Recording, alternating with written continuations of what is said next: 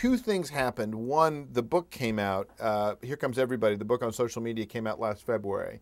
And it did modestly well when it came out. We were all pleased with the numbers. They weren't New York Times bestseller, but they also weren't, bargain basement.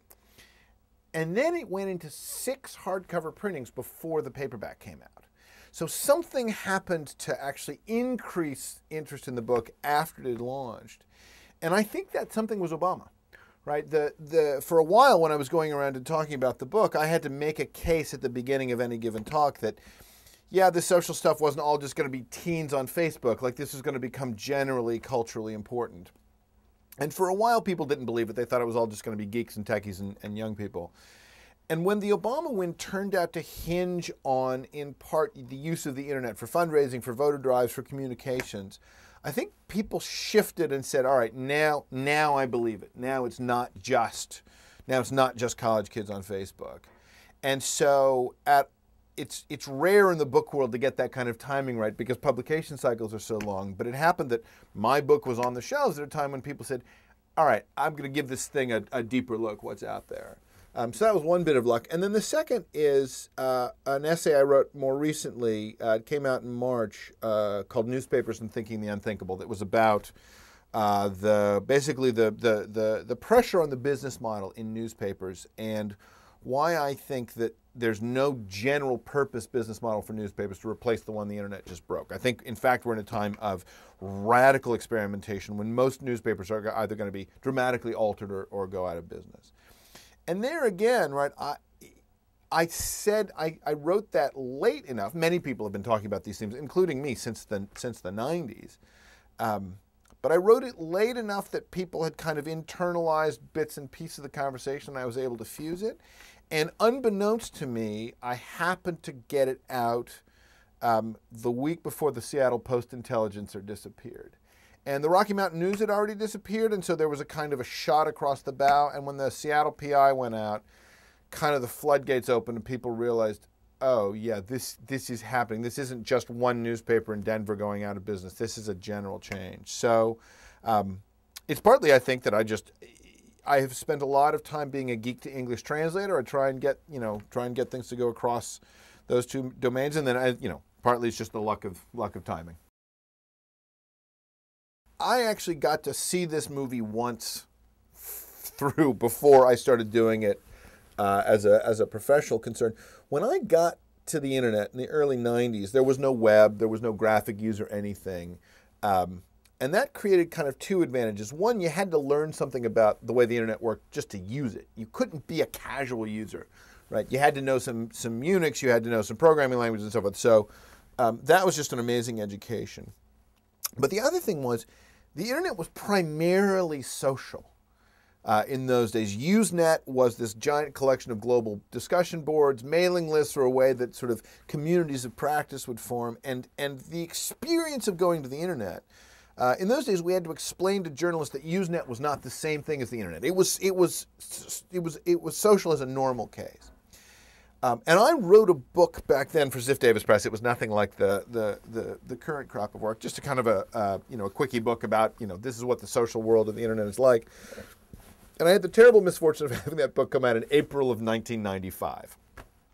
And that was the time in which the web was washing away everything that had gone before. And so for about 5 years, the two big questions on the web were, how can we have individual transactions, commercial transactions, and how can we broadcast our message to millions of people, right? And the social piece, how can we get a group of people together to discuss things or do things or collaborate? It was still there, but it was just off to the side.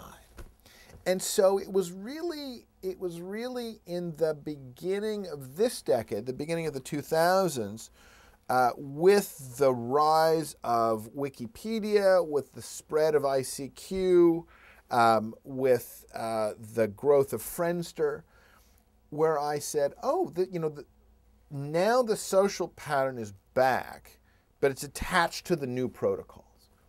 And because I knew the enormous weight and power that social life had had on the internet prior to the web, I was able to bet, correctly as it turned out, that this was not going to be a small kind of social decoration, that the social piece was going to come rushing back and touch almost everything else. And so I had the great benefit of essentially being able to recognize the crack in the dam for what it was, because I'd lived in the world in which there was no web, and I knew what a big reservoir of social interest lay behind this little trickle of water we started to see in the beginning part of this decade. There was, in the 19th century, an enormous set of arguments within the academy about how to understand people, how to understand the sort of social environment. And you have these divisions of psychology, sociology, economics, and so on that all separated in the 19th century and essentially developed their own language, their own methods, and so forth.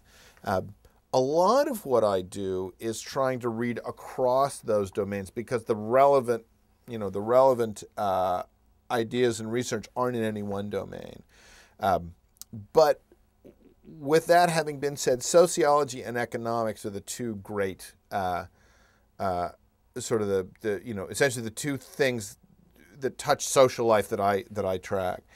And sociology is interesting because unlike psychology, unlike the sort of psychology classic, what sociology says is we behave differently in groups, right? No one was ever a backstabber or a social climber. No one can be unusually generous or self-effacing sitting at home by themselves, right? There are lots and lots of effects that can only exist in aggregate.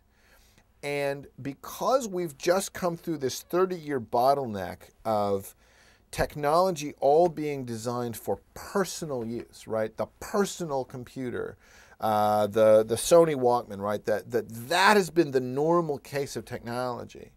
When social effects start attaching themselves to technology, it's kind of a cultural freakout because we don't have the language to describe that. So for me, sociology particularly has been the great stream of